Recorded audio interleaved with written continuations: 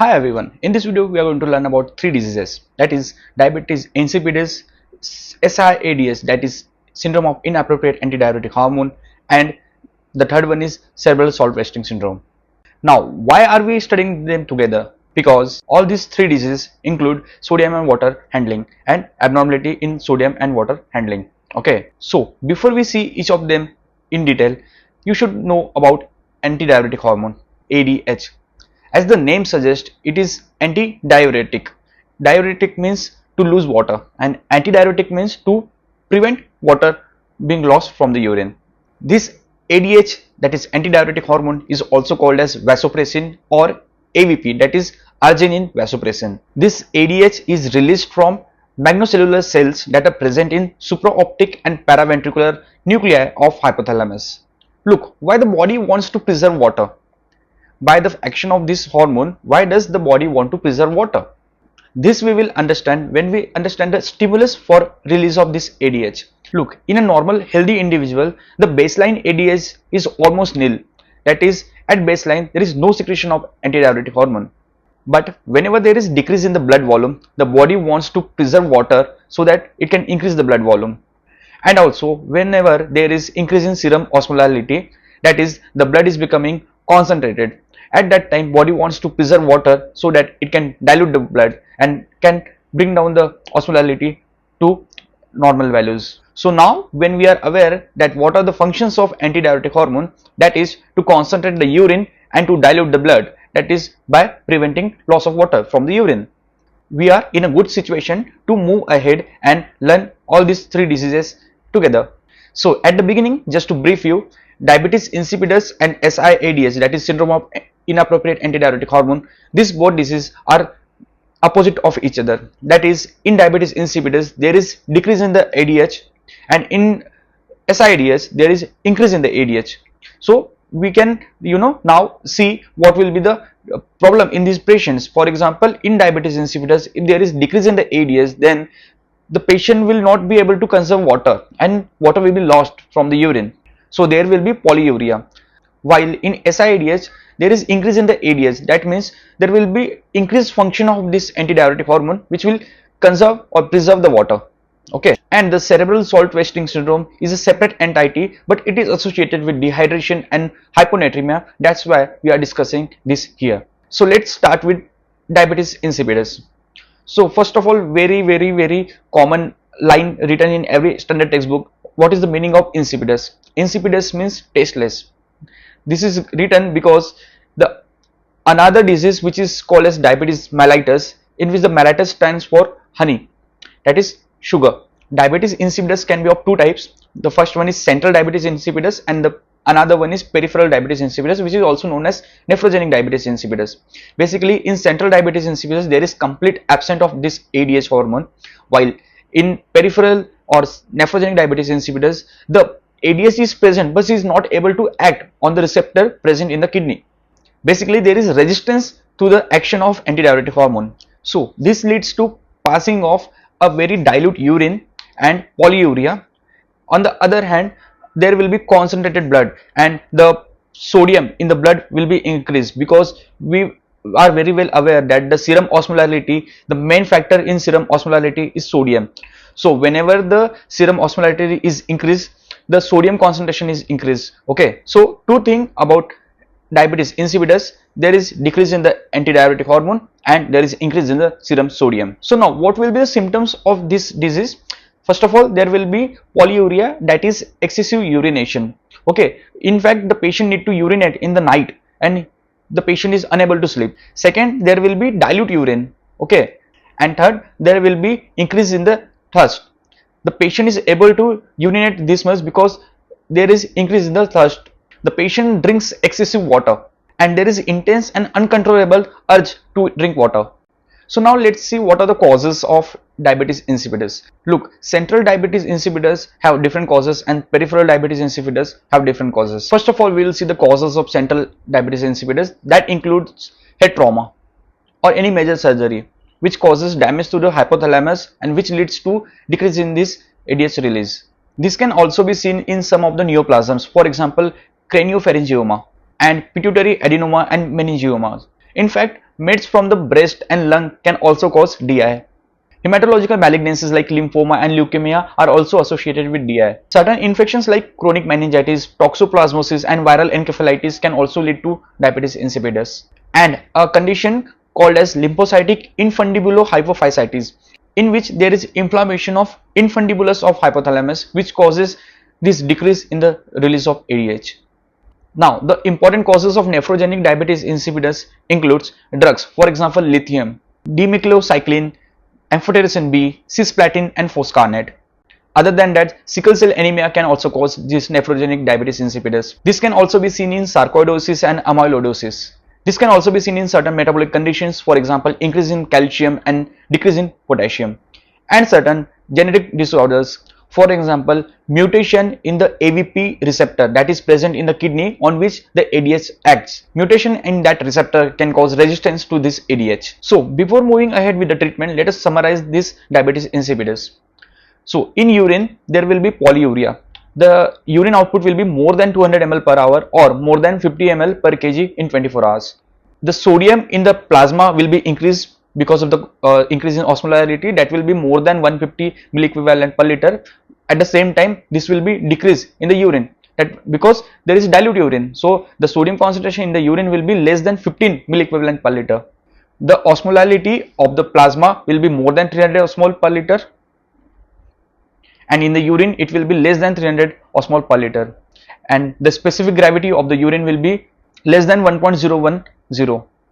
Okay, so all these findings in the urine are suggestive of dilute urine or hypotonic urine. So now let us talk about the treatment. As we are aware that in central diabetes insipidus there is no ADH. So if we give ADH from outside, it will go and act on that receptor and this will do the function. So we give desmopressin. Desmopressin is a synthetic analog of vasopressin or ADH. It will go and act on the AVP receptor and it will do the function. The desmopressin can be given orally or intranasal. Okay, so the dose for oral desmopressin is 0.1 mg to 0.8 mg twice a day, and for the intranasal spray it is 10 microgram twice a day. Okay, other than that, in case of severe dehydration, we can give hypotonic saline, that is 0.45% of saline to replace the urine output. So what about nephrogenic DI? See, here we are giving ADH, a synthetic analog of ADH, but this ADH will not go and act on the kidney in nephrogenic DI because there is resistance to this ADH. Okay, so in such situation, in nephrogenic DI, usually the treatment is to ask the patient to take low salt diet, and other treatment includes thiazide diuretics. And in the causes of nephrogenic DI, I told you it can be caused by a drug known as lithium. So the drug of choice for lithium induced diabetes insipidus is amiloride, which is a INAC inhibitor. So with this we finish with the diabetes insipidus. So the next disease is SIADH, that is syndrome of inappropriate antidiuretic hormone. As the name suggests, there will be inappropriate increase in the antidiuretic hormone. Okay, despite the plasma volume of the patient being normal, and this excess of ADH will cause what decrease in the water excretion. The causes include certain CNS disorders, for example, stroke, hemorrhage, infarct, infections and trauma, which will lead to increase in this release of ADH. Also in certain malignancy, for example, small cell carcinoma of lung. This is an ectopic source of ADH synthesis. There will be an excessive synthesis of ADH from an ectopic source that is present in the lung. Okay, so this small cell carcinoma of lung causes ectopic release of antidiuretic hormone, and less commonly this can also be seen in certain head and neck carcinomas, and in fact with olfactory neuroblastoma. There are also certain drugs that cause excessive release of this antidiuretic hormone. This includes chlorpropamide, cyclophosphamide, carbamazepine and SSRIs. There are certain pulmonary diseases which can also be associated with this SIADH. That includes any pneumonia, bacterial, viral or tubercular. Other diseases like example asthma, and also with pneumothorax. Now, don't you think there is excess of antidiuretic hormone? This will cause excess of water resorption and decrease in water excretion. So the patient will be totally edematous. But no, the patient of SIADH is usually euvolemic or slightly hypervolemic. This is because of the secondary natriuresis. Whenever there is expansion of this plasma volume, there is secondary natriuresis which causes water and sodium loss. But yeah, Because of this sodium loss, there will be hyponatremia, plus because of excessive water absorption, which is also getting lost, but it is slightly more than what is getting lost, the plasma volume will be slightly on the higher side. Okay, so these both factor will lead to dilutional hyponatremia. So now three things: there will be excessive antidiuretic hormone, there will be hyponatremia, and this hyponatremia will be euvolumic hyponatremia, as because of the secondary natriuresis the water and sodium is getting lost. Okay, so what about the urine? Look, there is dilutional hyponatremia, that means serum osmolarity is low, but in urine the sodium is getting excreted, and this will increase the osmolarity of the urine. So there will be excess of sodium in the urine, and also this osmolarity of the urine will be on higher side.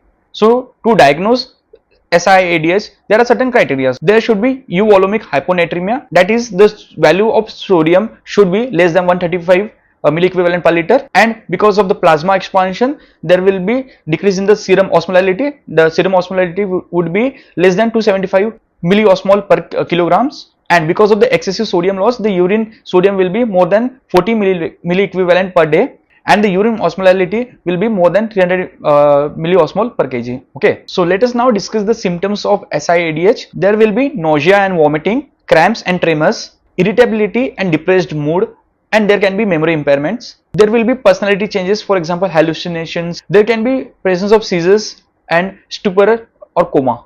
Now let us move ahead with the treatment of SIADH. You have to find the underlying cause for leading to this SIADH and treat that cause. And also you have to restrict the water intake. The water intake should be restricted to 500 to 1500 ml per day, and we have to correct the sodium deficit.